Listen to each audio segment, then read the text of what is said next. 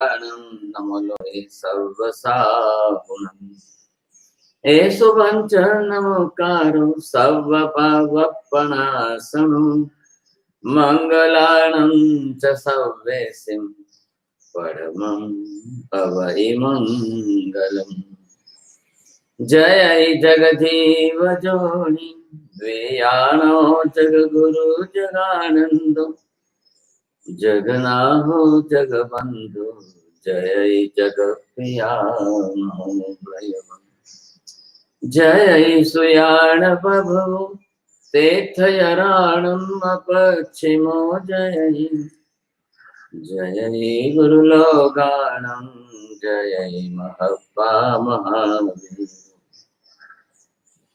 वन्दे महायशं महाभागं महावीरं महामुनिम् अमरनराय मह्यं चरमतीर्थयरम्यमस्ततीर्थसं सर्वारिष्टप्रणाशाय सर्वाभीष्टार्थदायिने सर्वलब्धिनिधानाय श्री गौतम स्वामिने श्री सुधर्म स्वामिने नमः। अज्ञानतिमिरान्धानां ज्ञानाञ्जनशलाकया नेत्रमुन्मीलितं येन तस्मै श्रीगुरवे नमः।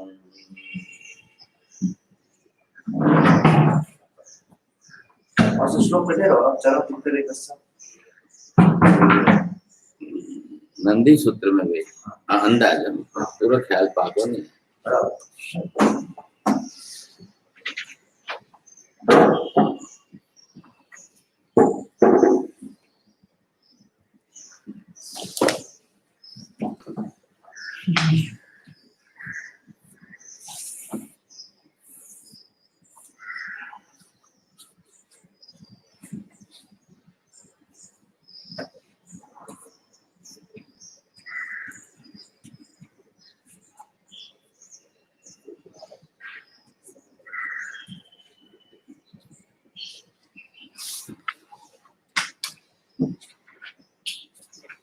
सर्वप्रथम हम ये बात समझ रहे हैं कि पदार्थ जो है वो अपने आप में द्रव्य गुण पर्यायात्मक है। हाँ।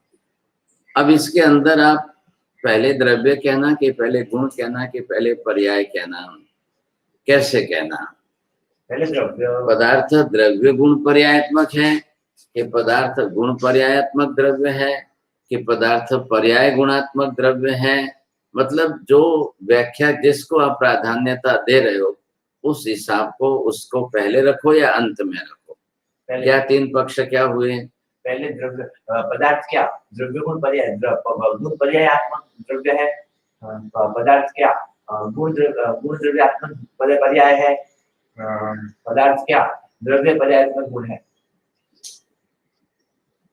अब आप तीनों का तीन दृष्टि से करने जाओ तो कितने भेद होंगे? 9 भेद होंगे। आपसे लकीन लाता हूँ काले। अब 9 भेद के अंदर मुख्य गौण भाव है। पदार्थ जो है वो तो त्रयात्मक है। भेदवादी क्या कहेंगे? भिन्न भिन्न कहेंगे।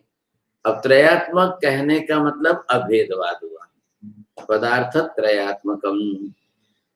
अब आपको ये द्रव्य कैसा है, द्रव्य क्यों है, तो पहले आपको द्रव्य सिद्ध करना है कि पहले गुण सिद्ध करना है कि पहले पर्याय सिद्ध करनी है? क्यों? द्रव्य ही गुण और पर्याय का आधार। हाँ, आधार आधे भाव संबंध जो है वो प्रधान है। तो यहाँ अभेदवाद होने के कारण गुणों को और पर्यायों को द्रव्य से सर्वथा भिन्न नहीं माने। लेकिन कार्य कारण भाव के अंदर द्रव्य सत्वे गुण सत्वम, द्रव्य सत्वे पर्याय सत्वम, द्रव्याभावे गुणाभाव, पर्यायभावे गुणा, द्रव्याभावे पर्याय भाव। बोलो, 4 बोलो। द्रव्य सत्व गुण सत्व, द्रव्य सत्व पर्याय सत्व, द्रव्य अभाव गुण अभाव, द्रव्य अभाव पर्याय भाव। अब ये चारों भेद जो हो गए समझेंगे, सद्भाव असद्भाव, द्रव्य का होना और द्रव्य का न होना। होने से गुण पर्याय भी होंगे, कारण भाव से कार्य, न होने से गुण पर्याय भी नहीं होंगे।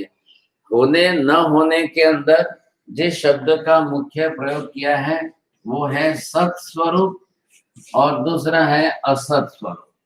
अब इसके अंदर आपको क्या देखना है, असत कुछ पदार्थ होता ही नहीं है, संज्ञा जरूर दी है समझाने के लिए। क्यों नहीं असत होता है? पदार्थ यानी सत, पदार्थ असत कैसे होगा? तो पदार्थ क्या है? असत स्वरूप क्यों नहीं होता है? जो चीज विद्यमान नहीं है फिर ऊपर पदार्थ कैसे होगी? बोलो सर।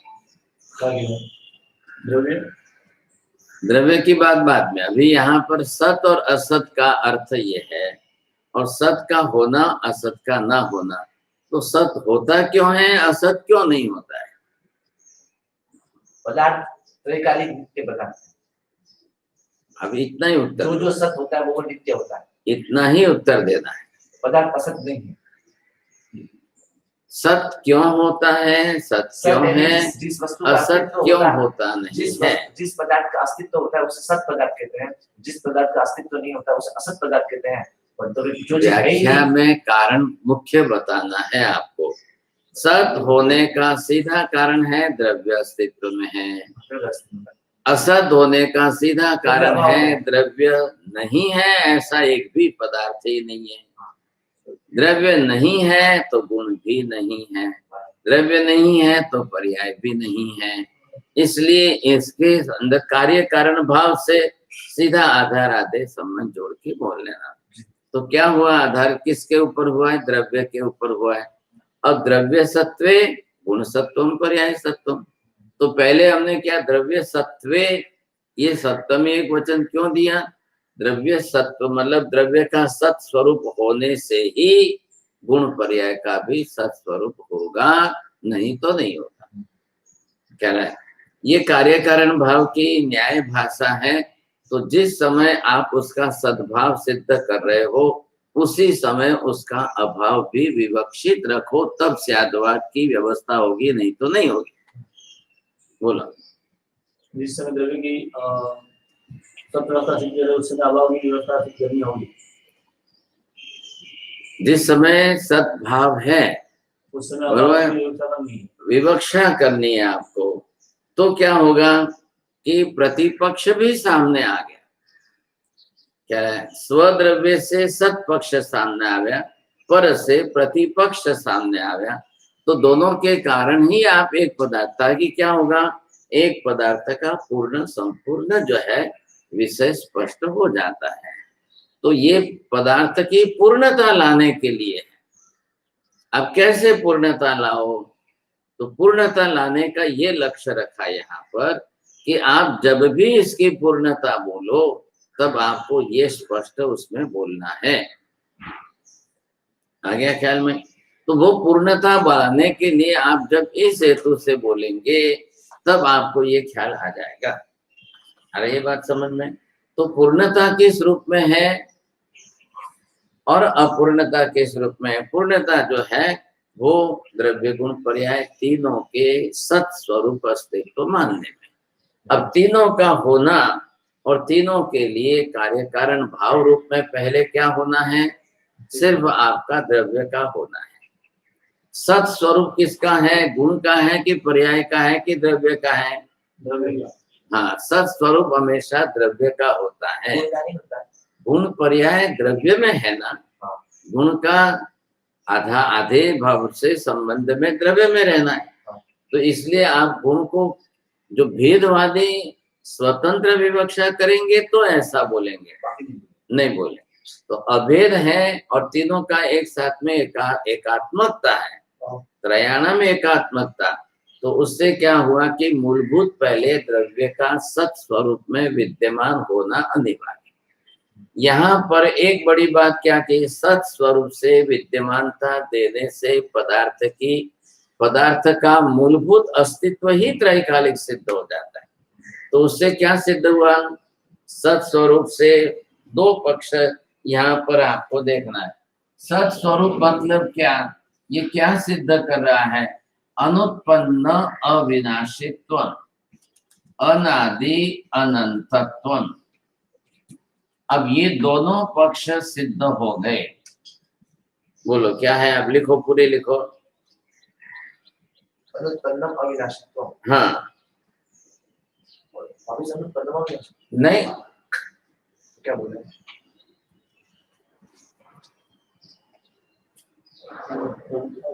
हाँ, दूसरा अनादि अनंतत्व। हाँ,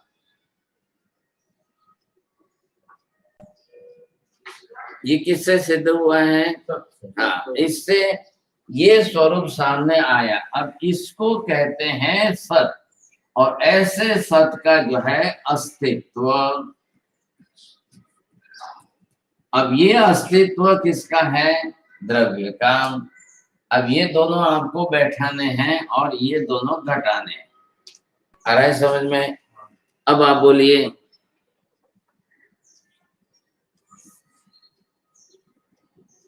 जिसका अस्तित्व है वो कभी उत्पन्न नहीं हुआ। ये इधर से ऐसे ऊपर जाके बोलना। हाँ, जो अनादि अनंत है और जो अनित्पन्न अविनाशी है, हाँ, वही सत्य और वही पदार्थ का अस्तित्व है,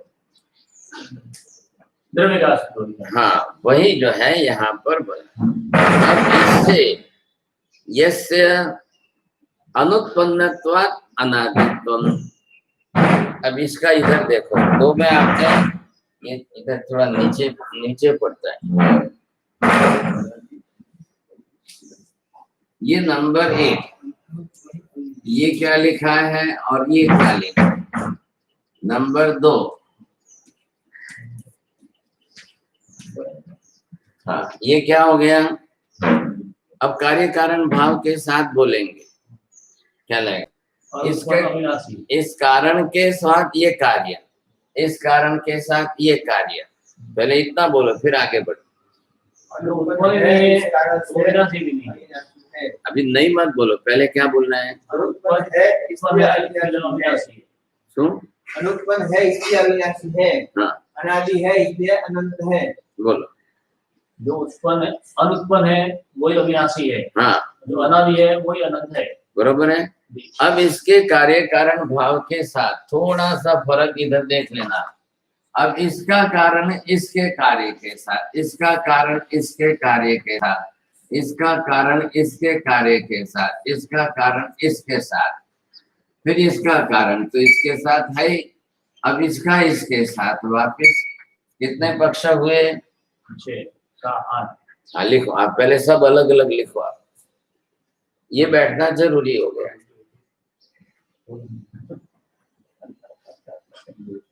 चला लग जाओ, बस बोल दो। नहीं होना, नहीं पूछना, आप बोल दो, मत देखो। तो 8 पक्ष हुई। अब पहले लगो तो सही, बस बोल दो। आधा लगो ना, बस बोल दो।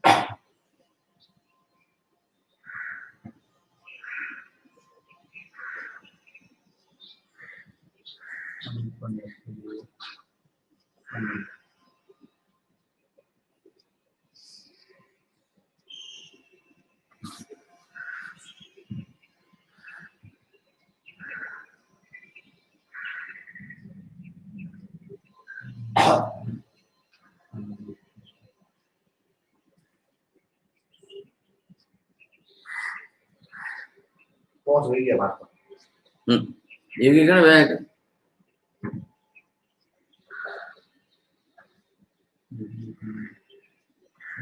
हमारा 8 बजे ना, आपने बहुत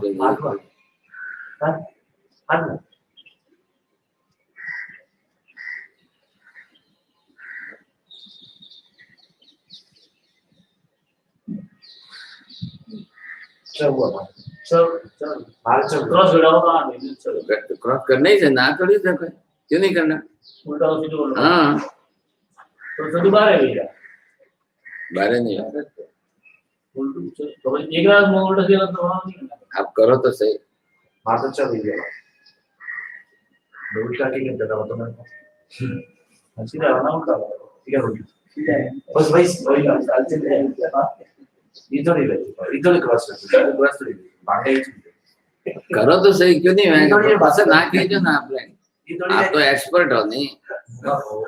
करना है इसलिए अविनाशी अविनाशी इसके लिए तो बरोबर है। हाँ फोटो नहीं करो, जितना होता है उतना करो।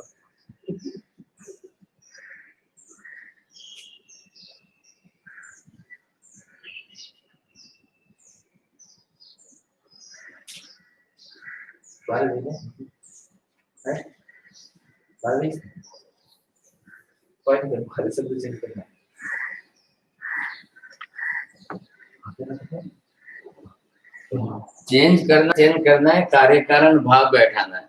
अब पदार्थ की एकदम दृढ़ता हो जाएगी, पक्की पक्की हो जाए। हाँ। कभी नहीं अब ये साध करके आप बहुत बड़ा सिद्धांत साधने वाले। ऐसा हाँ, पहले ये ध्यान रखना।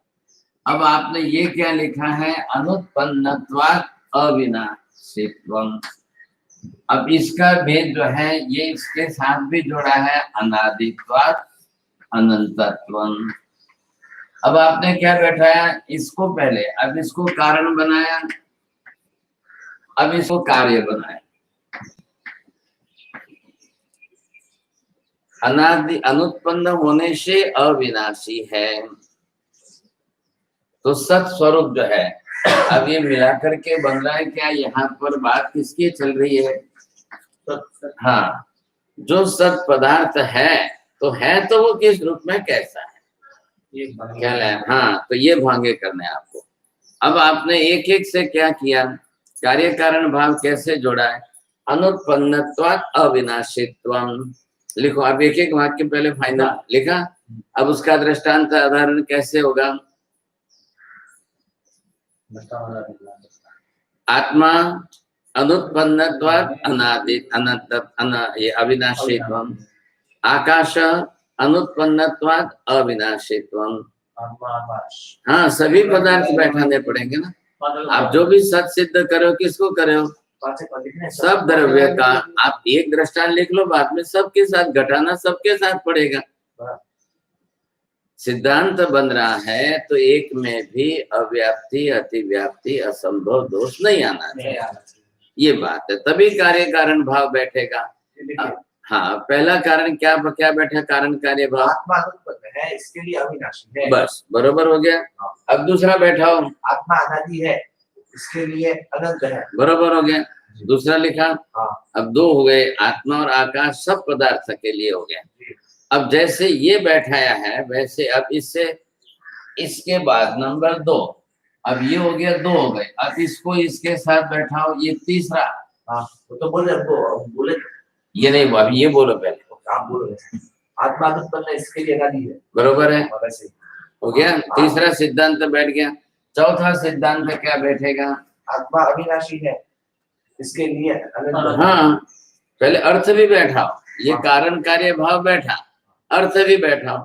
आकाश कैसा है, अविनाशी, अविनाश होने वाला नहीं है, तो इसलिए उसका कोई अंत नहीं। बस बरोबर है।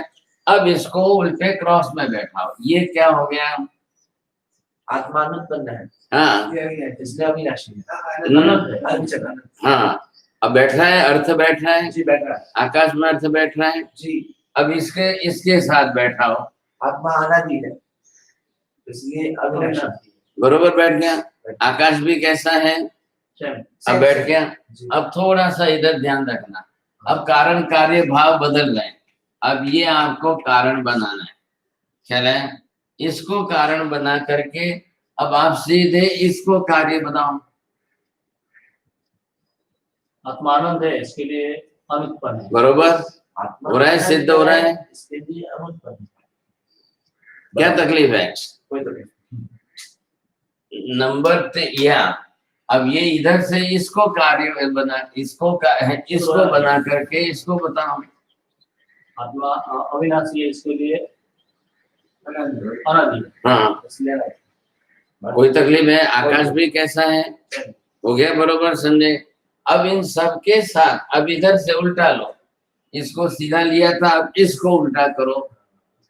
आत्मा अविनाशी है, इसलिए अनुत्पन्न है। बरोबर है।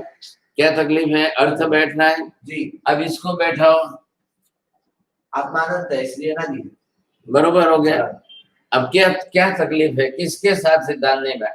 अब इसको उल्टा करो, ये जो था इसको उल्टा करके हो गया अभी अनादि वे तो अनादि पहले अनंत भी तो है अनादि वे। आप पहले सिद्ध करो उसको। कैसे? रुको, क्या बोला? आत्मा अनादि वे, कोई भी चीज अनादि है तो अनंत है, अनंत है तो अनादि की क्या है? हाँ, यही तो सीखना है ना। आकाश कैसा है? अनादि है तो अनंत है, अनंत है तो अनादि है। उल्टा बोलो ना। बोले बोले तो नहीं बैठना ही। अरे क्यों नहीं बैठेगा? जो है अब जो पदार्थ जो है अभी इसके साथ ये आकाश द्रव्य है, अब ये कितना है? अनंत है, अनादि है। तो इसके साथ जब उसकी उत्पत्ति नहीं है तो अनंत है, अरे जब उसकी आदि नहीं है तो वो अनंत है। आदि हो जाएगी तो फिर शांत हो जाएगा। अभी क्या पहले ये बैठा, इसके साथ में इसका विरोधी बैठाओगे तो बरोबर पकड़ में आएगी बात। ख्याल है? अब ये ऐसा हुआ, इसके कारण अभी कौन सा भेद बाकी है? ये कारण इसके साथ करो। मैंने सबकी संख्या नहीं लिखी, आपने सबकी संख्या लिखी, कितने हो गए? हमारे में हुए हैं 12 बरोबर जो है एक से 22 है। सबका एक दूसरे के साथ ही। इसको जब हम इसको इसके साथ बैठा रहे थे, अब इसको इसके साथ बैठाया, ये दोनों हो गए, ये दोनों हो गए, ये दोनों हो गए। ख्याल है? और ये क्रॉस वाले हो गए। अब ये क्रॉस वाले में भी आपने ये बनाया, इधर देखो, इसको वापस इसके साथ ये जोड़ दिया। आत्मा अनंत है इसलिए अनुत्पन्न है। हाँ 12 वाक्य में बात। 12 हाँ, बरोबर है ना। ये अब ये बैठाया आपने, ये भी बैठ गए, दोनों बैठ गए, बरोबर। अब इतना स्वरूप जो बना, इससे एक सबसे बड़ा सिद्धांत क्या बना है? कार्य कारण भाव नहीं, सब ये सिद्ध हुए कार्य कारण भाव से। अब स्पष्टता क्या की है? कारणात् कार्य सिद्धि, अस्मात् कारणात् एतादृशम कार्यम, अनादित्वात् अनंतत्वम, अनुत्पन्नत्वात् अविनाशित्वम। ये हमने जिस प्रकार से जितने बैठा दिए, इससे क्या होता है? एक भी पदार्थ उत्पन्न हुआ हो ऐसा है ही नहीं, और एक भी पदार्थ जो है अनंत अविनाशी नहीं है, ऐसा पदार्थ ही नहीं है। तो इससे सबसे बड़ा सिद्धांत क्या सिद्ध हो रहा है? ईश्वरस्य कर्तृत्वम नैव संभवति। सृष्टि सर्जनार्थम ईश्वरस्य यदि कर्तृत्वम क्रियते चेत् कस्य कर्तृत्वम करणीयम्। ईश्वर क्या करेगा? करे तो क्या करे? किसका उत्पन्न करे? जब पदार्थ अपने आप में ही अनुत्पन्न अविनाशी है, ऐसा ही पदार्थ सत है। सदात्मक एवं पदार्थ स्वरूपम, सदत्वम एवं द्रव्य स्वरूपम। सत स्वरूप जो है वही द्रव्य है, द्रव्य ही गुणवान है, द्रव्य की ही पर्याय है। तो क्या ईश्वर करेगा? करेगा क्या? ईश्वर करेगा क्या? अब इन 5 के सिवाय दूसरा, छठा नाम, 7वां नाम बताओ कि ईश्वर ये करता है। ये तो हमने क्या बनाया? ये देखो, ये सिद्ध किया। ऐसे सब ये 12 कार आपने दिए, इनसे पदार्थ का सत स्वरूप सिद्ध हुआ। सत स्वरूप सिद्ध होने से इसका द्रव्य स्वरूप सिद्ध हुआ, द्रव्य स्वरूप सिद्ध होने से गुण स्वरूप सिद्ध हुआ, गुण स्वरूप सिद्ध होने से पर्याय स्वरूप सिद्ध, और ये है पदार्थ स्वरूप पूरा। अब जब आपका पदार्थ स्वरूप ही इस प्रकार का सिद्ध हुआ है, तो ईश्वर करे तो क्या करेगा? पहले ये सिद्ध करना है आपको जी। क्या करेगा ईश्वर? चलो बताओ। अब इससे आप दूसरा कोई एक नाम लेकर के बोलो कि हाँ ईश्वर ने ये नया पदार्थ बनाया। ईश्वर कुछ नहीं करेगा। क्या करेगा? करे तो क्या करे? जगत की व्यवस्था हुई थी, अपना ईश्वर का काम किया। हाँ, अब इसको क्या कह दिया हमने? अस्ति कायात्मक, मतलब सत स्वरूप सर्व पदार्थानां सामूहिक संज्ञा एवं जगत। सर्व बोलो कि पंच बोलो, एक ही बात है, पंच से अधिक नहीं है, न्यून भी नहीं है, इसलिए सर्व बोलो तो पंच एव, ख्याल है। तो एसो पंच नमुकारो, अब इसमें एसो शब्द की क्या जरूर है? ये जो 5 रूप बताया वो एसो शब्द का क्या काम, यही क्यों लगाया? इससे कम तो यही 5 है। हाँ, नहीं, पंच तो संख्या है, वाची शब्द दे दिया, तो एसो क्यों दिया? यही 5 है। हाँ, तो ये आचार्य उपाध्याय साहब यही 5 है। पंच संख्या केवल मतलब नहीं है। पंच में आप 5 तो कैसे भी कर लोगे, 5 तो किसी को भी 5 ले लोगे। दूसरे 5 यही हाँ, आप दूसरे कोई 5 बैठा मत देना, इधर उधर के लगो नहीं, पंच नमुक करो, तो 5 किसी को भी बैठा दो, गणपति भी बैठा दो, हनुमान जी बैठा दो, ऐसा नहीं है। एसो शब्द सम्यक दर्शन का वाचक शब्द है, क्या लाया कि नहीं? आपसे आवता वर्षे कर जो नवकार बन जो द्रव्यानुयुक्तों में चालू की दो बात, लेकिन एसो शब्द का मतलब पहले बैठाना पड़ेगा। एसो किमर्थम एसो शब्द से प्रयोजन किम, यदि एसो शब्द न दिए थे चेत का हानि ही, दूसरे कोई बैठ जाएंगे। हाँ, क्या ले, कोई भी 5 आप ले लोगे, किसी भी 5 को ले लोगे, उसका परिहार करने के लिए एसो शब्द दिया। न तो केवलम पंचानम प्राधान्यम, न तो केवलम नमस्कार से प्राधान्यम, नमस्कार स्थितो केवल क्रिया रूपा एव पंच शब्द संख्यावाचे कस्यापि पंच शब्देन संख्या ग्रहीतुं शक्यते, परम एसो शब्दस्य परिहार एतेषामेव पंचानां ग्रहणं भविष्यति, एनं विहाय अन्यस्य कस्यापि ग्रहणं न भवति। ये सम्यक दर्शन का पद है।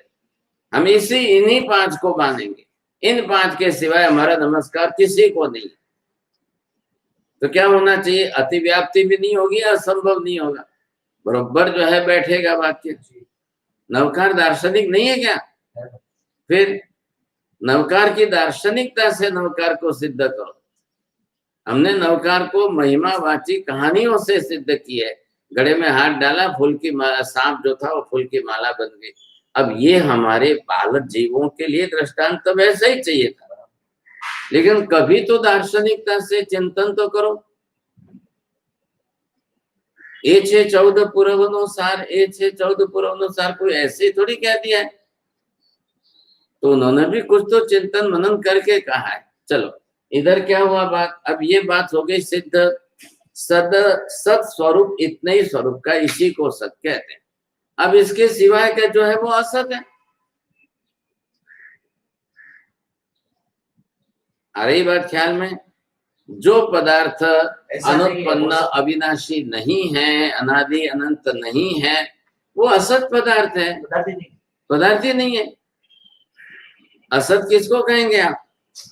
सदिति किम यस्य विद्यमान यस्य अस्तित्वं प्रथमं तावत् पदार्थस्य द्रव्यस्य ध्रुव रूपेण अस्तित्वं तदनंतरम काले तस्य मापक गणना भविष्य।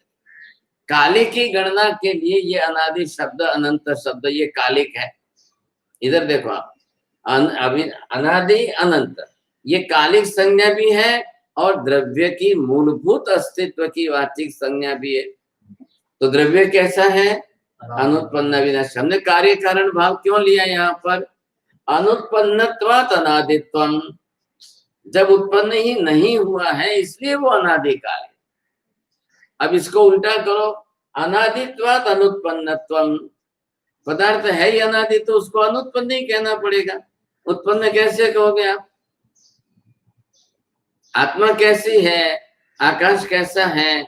अनादित्वात् अनुत्पन्नत्वं सिद्ध्यते, अनुत्पन्नत्वात् अनादित्वं सिद्ध्यते। यदि चेत अनुत्पन्नम नास्ति अनादिरपि नास्ति, यदि चेत अनादि नास्ति अनुत्पन्नत्वम अपि नास्ति। आप 12 लिख के 12 का 12 ही अपोजिट करना। हाँ, अब फिर इस तरह से 2 पेज कर लिख के लाना। 2 पेज क्या कहते हैं, फिर हो जाएगा बार-बार। नहीं, आप 2 पेज करेंगे। अर्थ के हर एक के दृष्टांत देंगे कि नहीं आप? फिर सबके दृष्टांत से घटा करके कार्य कारण भाव घटाना है जी। निश्चयात्मकता, दृढ़ता कथम आगमिष्यति? प्रथम भंगेण विद्यमानता स्वद्रव्य क्षेत्र काल भावेन परद्रव्य क्षेत्र काल भावेन तस्सैव अभावत्वम।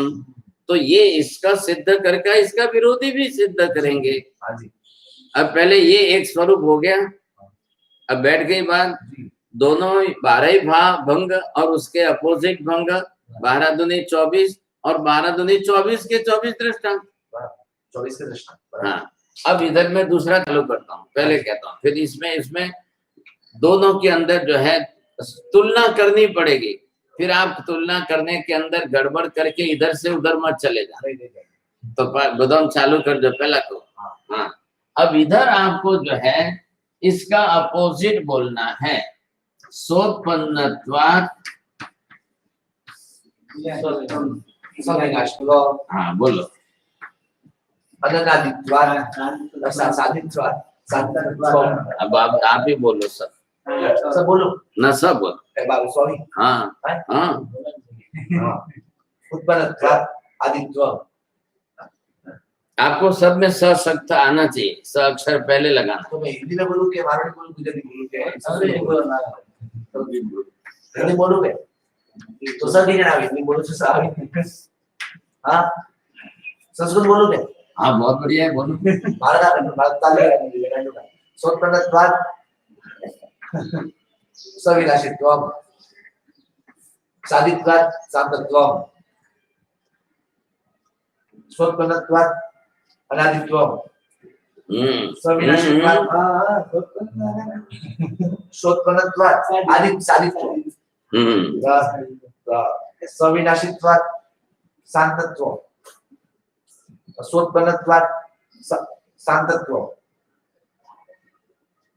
सादित्वात् सविनाशित्वम्। सविनाशित्वात् सोत्पन्नत्वम्, शान्तत्वात् सादित्वम्, सादित्वात् सोत्पन्नत्वम्, शान्तत्वात् सविनाशित्वम्, शान्तत्वात् सोत्पन्नत्वम्, सविनाशित्वात् सादित्वम्। अब घटाओ, आप सबके अंदर पहले ये घटाना है। अब ये घटाया, ये घटाओ, ये घटाने से हाँ बोलो ना। अब ये जो उत्पन्न जो उत्पन्न हुआ होता है वो जो है उसका विनाश होता है, उसका अंत होता है।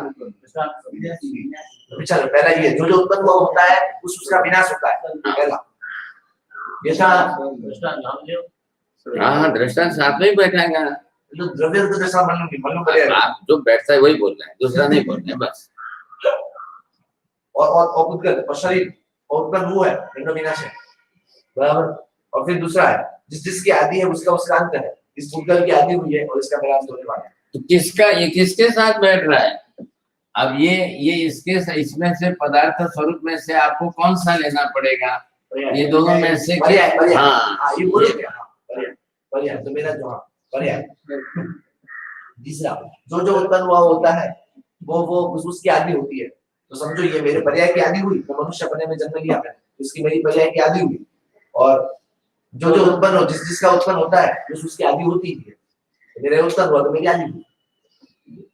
फिर चौथा जो विनाशी होता है उसका अंत होता है। तो ये मेरा जो पर्याय है मनुष्य बने का पर्याय का मेरा अंत होगा, व्यय होगा जब, तो तब तब मेरा ये इस पर्याय का मेरा अंत हो जाएगा। फिर जो उत्पन्न हुआ होता है वो उसका अंत होता है।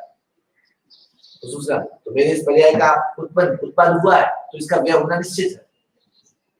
अब एक राइट डबल बोलो, आप बैठा पड़े ना, डबल एक ही बैठा पड़े क्या नहीं पढ़ते? पढ़े ठीक है, डबल नहीं आपको आपने थोड़ी आपके मन ठा पड़े तो से मत डबल नहीं आएगा। डबल क्या डबल है? बताओ आप। डबल नहीं चला। जो जिसकी आदि हुई होती है उसका विनाश होता है। जिसकी आदि होती है, समझो मेरे इस पर्याय की आदि हुई है तो इसका मेरा विनाश होने वाला है। पर्याय वो दृष्टांत तो वही सेम आवेगी, दृष्टांत तो वही बोलेगी। अब आप बोलो इसमें द्रव्य में क्यों नहीं बैठते हैं? द्रव्य में नहीं बैठेगा क्योंकि द्रव्य अनादि है। बोलो, द्रव्य सब है, इसके लिए नहीं बैठेगा। ये कार्य कारण भाव नहीं देता। आपको ये द्रव्य प्रश्न इसका है, ये भंग द्रव्य में क्यों नहीं बैठते हैं? क्योंकि द्रव्य के उत्पन्न नहीं हुआ है, इसलिए उसका कभी विनाश होने वाला नहीं। जो उत्पन्न हुआ होता है उसका विनाश होता है। और जितने भी भंग है, अब अन्न उत्तर आपने में देना पड़ी नहीं। स्पष्ट द्रव्य स्वरूप, सत स्वरूप। अब ये क्या है? असत स्वरूप। नहीं, असत स्वरूप नहीं बोलेंगे आप। क्यों बोला असत स्वरूप? ये किसके? ये दो द्रव्यों के संयोजन से क्या लाएगा? द्रव्य तो इसमें भी है। अब इसमें और इसमें द्रव्य अगर इसमें लेते हैं और इसमें लेते हैं तो फर्क क्या पड़ रहा है? इसमें द्रव्य मूल रूप में, इसमें पर्याय रूप में। हाँ, तो इसमें जब दो द्रव्य संयुक्त होंगे, क्या है, या एक द्रव्य की जो है उत्पाद्य की पर्याय होगी, तब जाकर बैठेंगे। तो इधर से आप क्या लेंगे? अब इधर से जो द्रव्य को आपने लिया है, अब द्रव्य का सब स्वरूप लिया ना लिया, तो ये इसके कारण द्रव्य का क्या स्वरूप सिद्ध हुआ? ध्रुव स्वरूप सिद्ध हुआ। अब इसमें ये ध्रुव स्वरूप हुआ और इसके अंदर ये आया पर्याय स्वरूप। अब पर्याय स्वरूप जो है, पर्याय गुण की भी पर्याय हो और द्रव्य की पर्याय भी हो, ख्याल है कि नहीं? ये हमने जैसा द्रव्य के लिए बैठा है, तो गुण तो द्रव्य के अंतर्गत है, गुण स्वतंत्र नहीं है द्रव्य से, तो ये सब गुण में भी बैठने वाले साथ में। अब इसमें क्या है? एक द्रव्य दूसरे द्रव्य के साथ संयोग वियोग से जैसे जुड़ा, तब शरीर पर्याय हुई। तो शरीर पर्याय में दो द्रव्य इकट्ठे हुए। द्रव्य तो दोनों ही है, जीव द्रव्य आया तो शरीर बना, और शरीर बना तो जीव द्रव्य आया। तो शरीरत्वात् द्रव्यस्य जीव द्रव्यस्य अनुमान करने न सिद्धि क्रियते वा जीव द्रव्यत्वात् शरीरस्य अनुमान करने न सिद्धि क्रियते। जीव द्रव्य से शरीर की अनुमान से सिद्धि करते हैं कि शरीर द्रव्य से जीव द्रव्य की अनुमान की सिद्धि करते हैं। कार्य कारण भाव, वो तो ऐसा है, शरीर से कर रहे हैं। आप किस दोनों तरफ से हो सकती है कि नहीं? पहले ये करना है। करना क्या है आपको? सिद्धि किसकी करनी है? एकस्य पदार्थ, एकस्य पुद्गल पदार्थस्य तो रूपीत्वात् प्रत्यक्ष सिद्धम, परम अरूपी द्रव्यत्वात् जीवस्य सिद्धिर् न भवति। तदर्थम पुद्गल द्रव्यस्य निर्मित शरीर द्वारा जीव तद्द्रव्यस्य अरूपी द्रव्यस्य सिद्धि कर्तुं शक्यते न वा। कार्य कारण भाव बैठाएंगे। अब आपने क्या समझा? जीव अरूपी द्रव्य है, पुद्गल रूपी द्रव्य है। अब जीव द्रव्य से पुद्गल द्रव्य के अरूपी पने की सिद्धि करनी है, तो पुद्गल तो वैसे ही प्रत्यक्ष है। प्रत्यक्ष से पृष्ठपेषणत्वा सिद्धि करने से आवश्यकता नास्ति। अब पुद्गल द्रव्य रूपी होते हुए उससे आप अरूपी जीव द्रव्य की सिद्धि कर सकते हैं कि नहीं? करो, चलो। और जीव द्रव्य है, ऑपरेटिविटी भी बरोबर। कार्य कारण भाव क्या बताया आपने? पुद्गल द्रव्य के साथ में जीव द्रव्य है। कार्य कारण भाव सिद्ध करना है पहले। जीव है तो पुद्गल एक्टिविटी है। कैसे? एक्टिविटी में मत जाओ अभी, आपको पहले सिद्ध क्या करना है?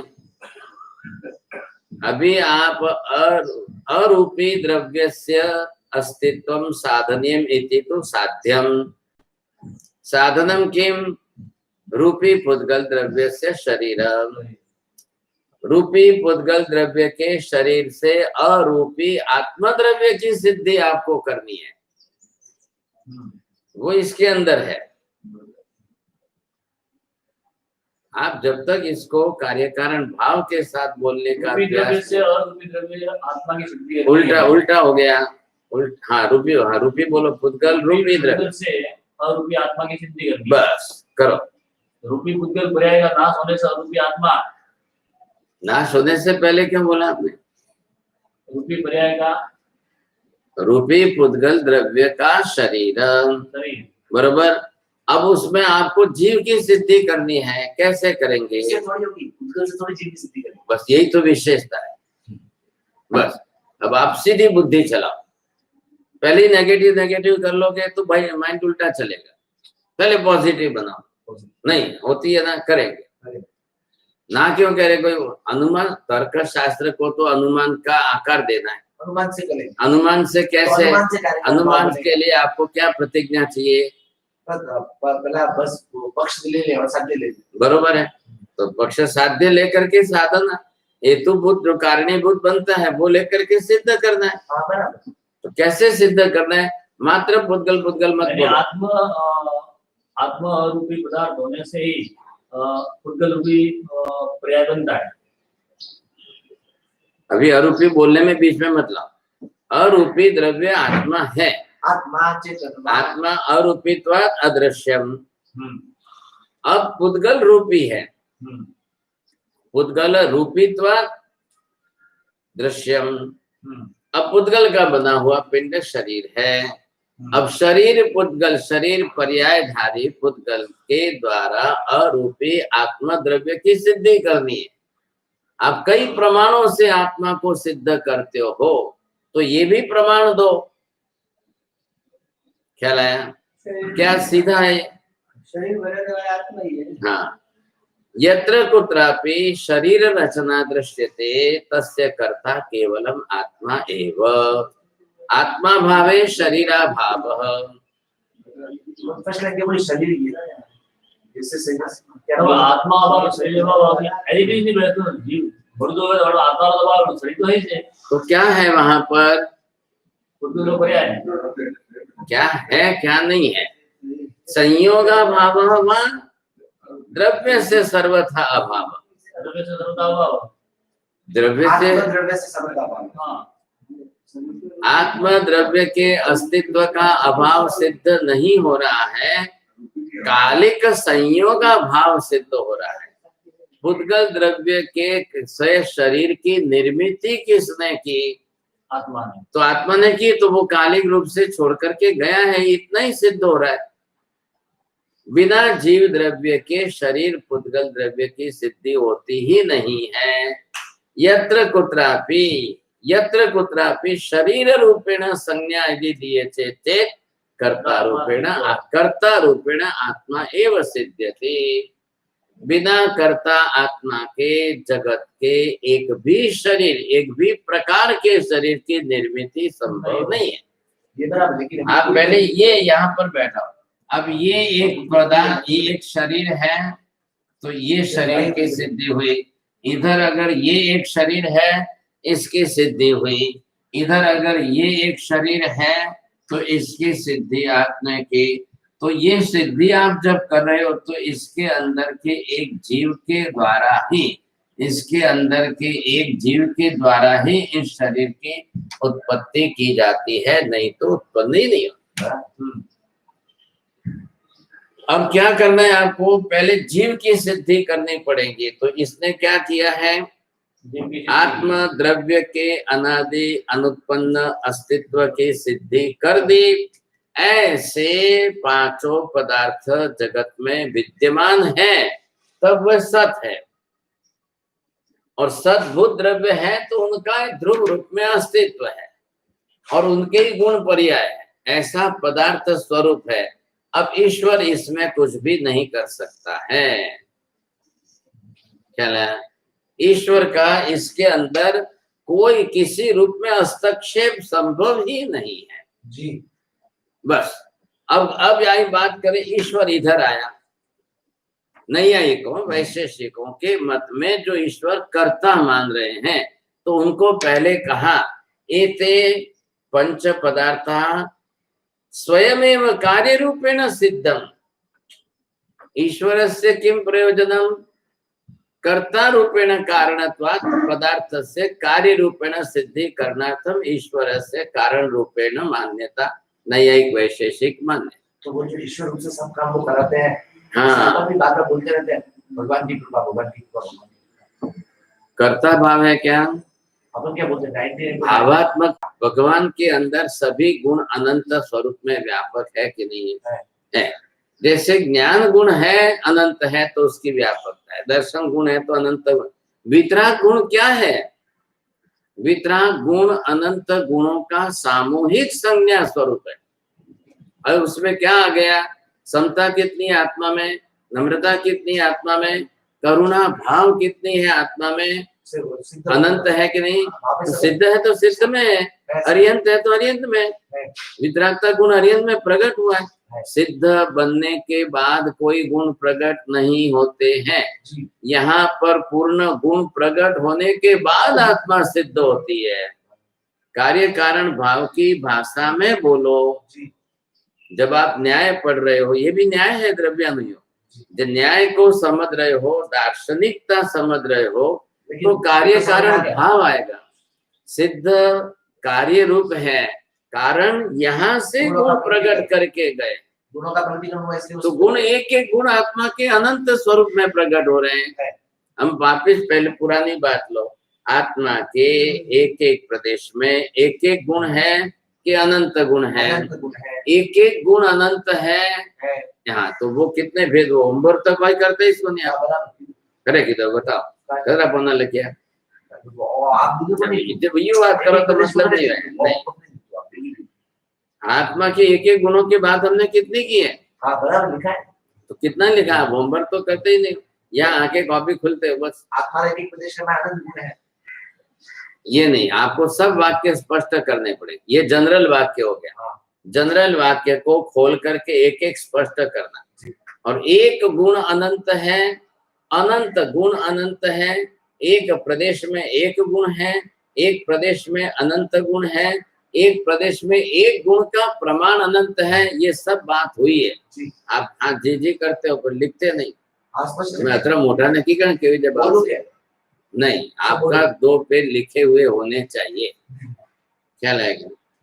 आप नहीं लिखेंगे तो नहीं चलेगा। अब यहाँ इसमें बात करो। चलो, क्या हुआ? ईश्वर का कारण भाव, जो ईश्वर को कारण किसके लिए माना है? कार्य के लिए। कार्यम किम सृष्टि कार्य रूपम तस्य जनकः ईश्वरः कारण रूपम। ईश्वर करता है, अब वो क्या करेगा? हमने जैन दर्शन ने तो सभी पदार्थों को इस प्रकार के 12 भेद से भंग से उसको स्पष्ट कर दिया है। अब ईश्वर का करने जैसा इसमें कुछ भी नहीं रहता है। तो ईश्वर से कर्ता भाव से निरर्थकता सिद्ध होती है। ये जैन हमेशा सिद्ध करते हैं और न्यायिक वैशेषिक हमेशा ईश्वर के कर्ता पक्ष को छोड़ेंगे नहीं। प्रथमम तावत प्रतिज्ञा, प्रतिज्ञा है तो उदाहरण उपनय निगम आदि जो है, तो प्रतिज्ञा प्रथमम कीदृशम, जैन दर्शन की प्रतिज्ञा सबसे पहले तो ईश्वरस्य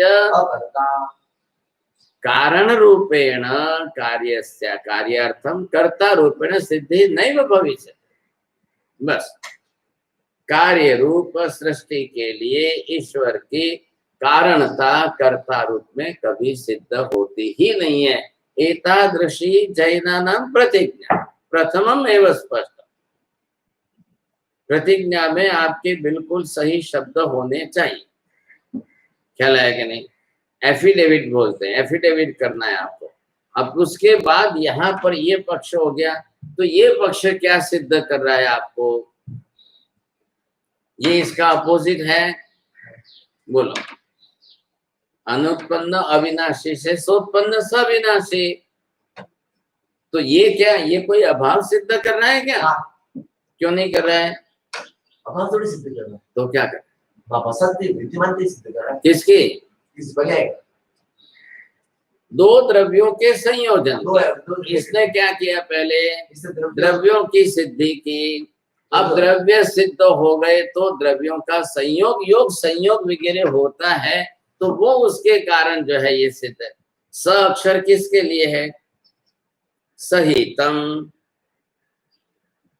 साथ में।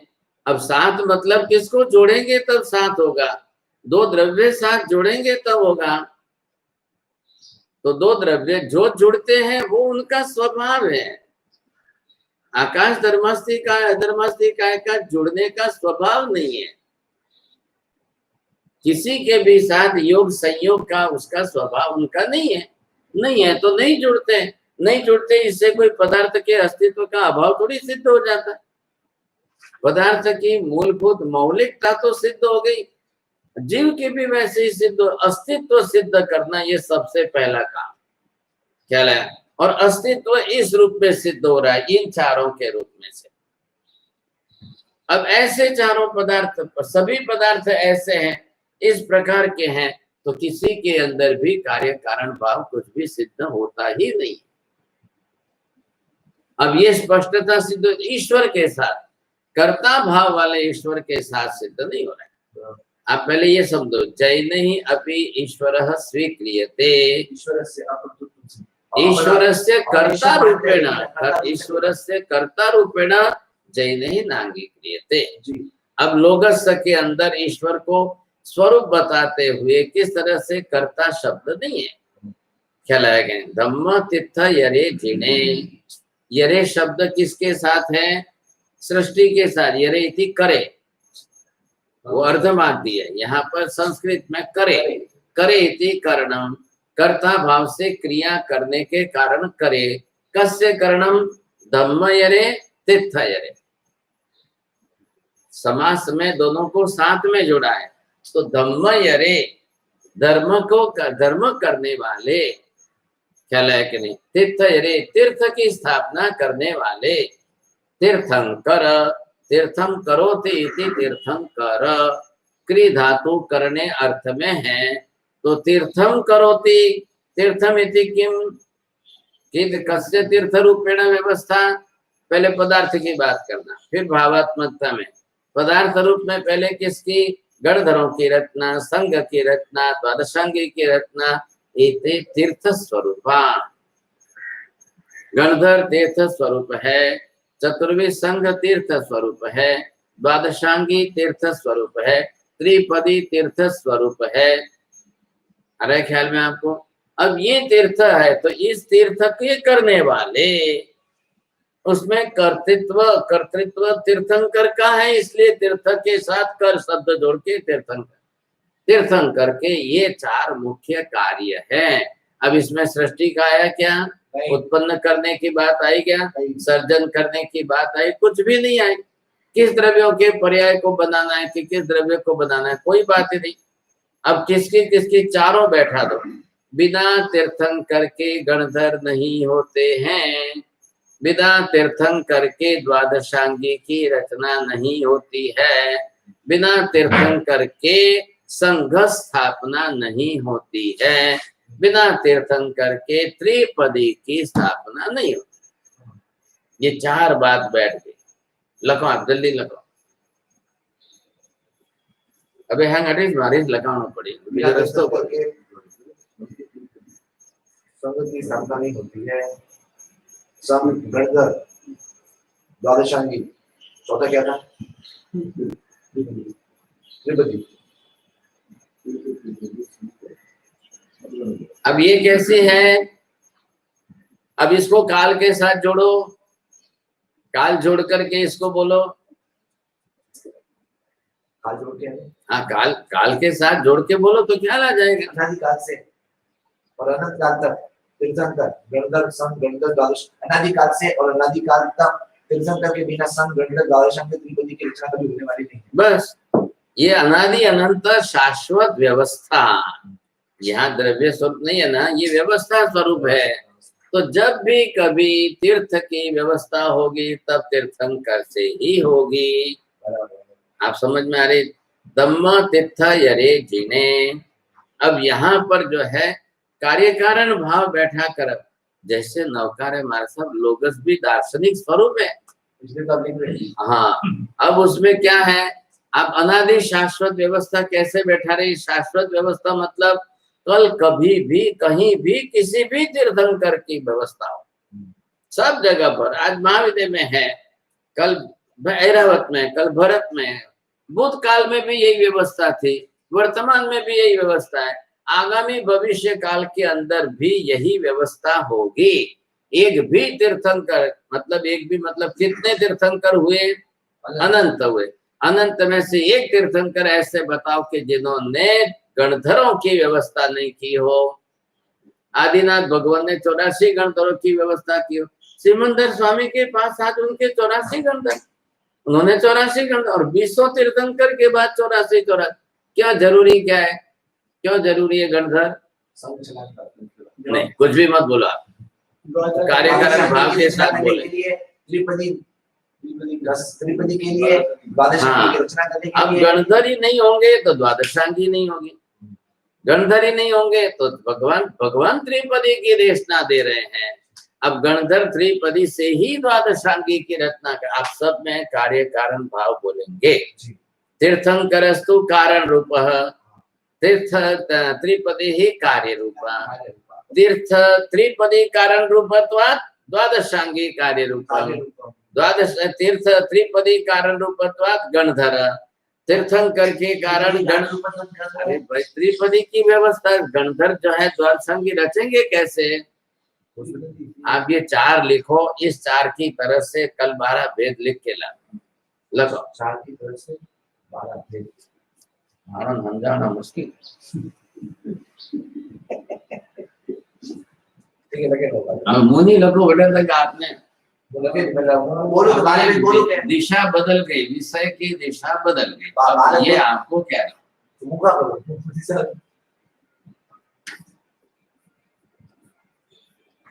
चलो, अब इनकी जो है ये चारों के साथ व्यवस्था कैसे बैठाएंगे? अब 1 नंबर 1 तीर्थंकर त्रिपदी की व्यवस्था, नंबर 2 यहाँ पर गणधर की व्यवस्था, ये है द्वादशांगी की, और यहाँ संघ की। अब हो गए। अब इन सब के अंदर जो है एक दूसरे के साथ जोड़ते जाओ।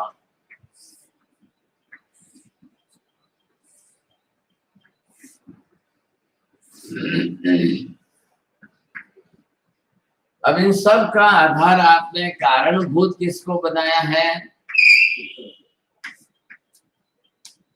चले, कारणभूत। अब कारणीभूत निमित्त को बैठाओ, कार्य कारण भाव। अजय तो अतकी सवाल है, धम्म तीर्थ यरे, बस इतनी सी बात चल रही है। काका एक लोगस माटे 1 વર્ષ જોઈએ ભણવા માટે।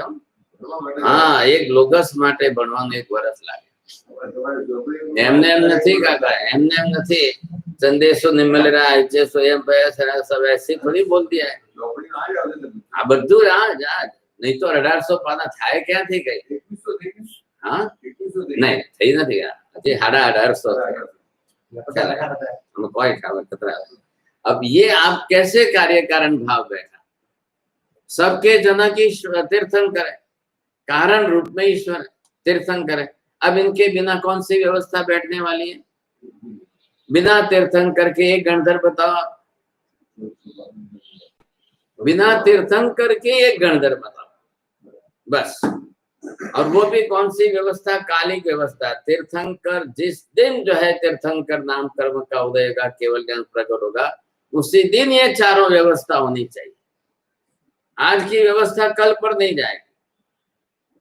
कल दूसरे दिन दीक्षा देंगे उनको गणधर नहीं बनाएंगे, तीसरे दिन दीक्षा देंगे उनको गणधर नहीं बनाएंगे। आज पहले दिन ही होना चाहिए। आज भगवान को केवल ज्ञान हुआ है, आज भगवान को केवल ज्ञान आज ही होना चाहिए। एक महावीर स्वामी का अपवाद हो गया, इसलिए वो एक अछेरा हो गया बस। क्या लायक? तो शाश्वत व्यवस्था क्या है? शाश्वत व्यवस्था ये कि एक ही दिन में ये चारों व्यवस्था होगी, मतलब होगी। क्या लायक? आज ही भगवान को केवल ज्ञान प्रकट हुआ है, आज ही समूह शरण बनेगा, आज ही भगवान जो है देशना देंगे, आज ही दीक्षा होगी, आज ही भगवान उसमें से गणधर बनाएंगे, उसमें से उनको ही त्रिपदी की देशना देंगे, आज ही वो द्वादशांगी की रचना करेंगे, आज ही संघ की स्थापना होगी।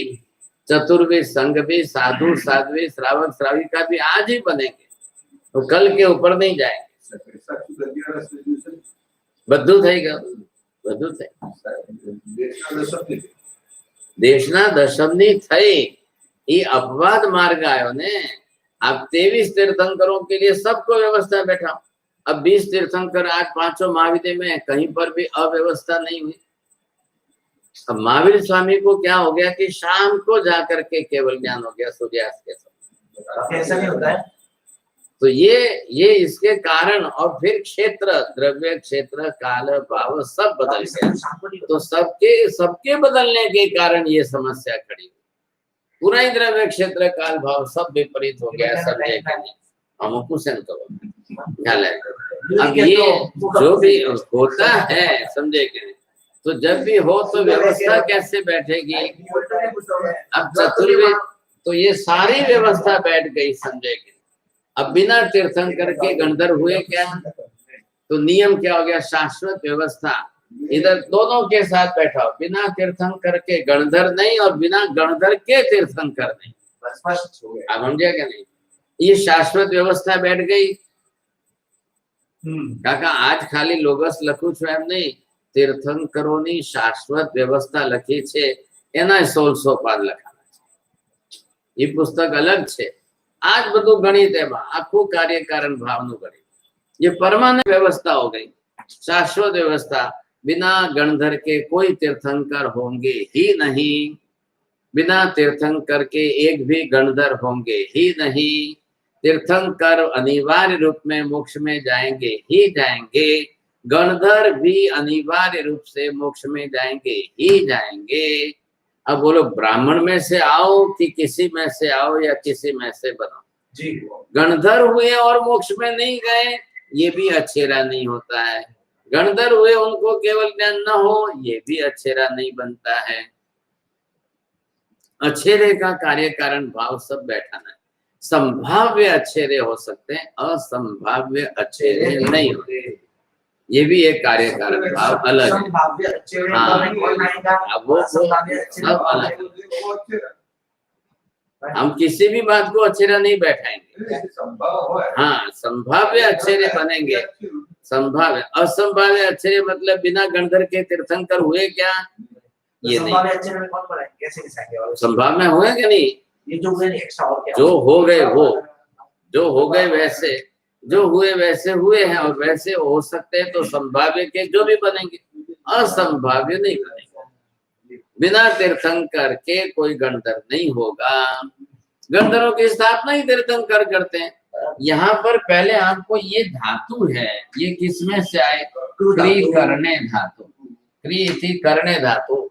नैयायिक वैशेषिकैरपि कृति करणे इत्यर्थ ईश्वरस्य कर्तृत्वं कृतिः सृष्टि इति किं कृतिः, कृतिः रूपेण किमर्थं कृतिः करणत्वात्।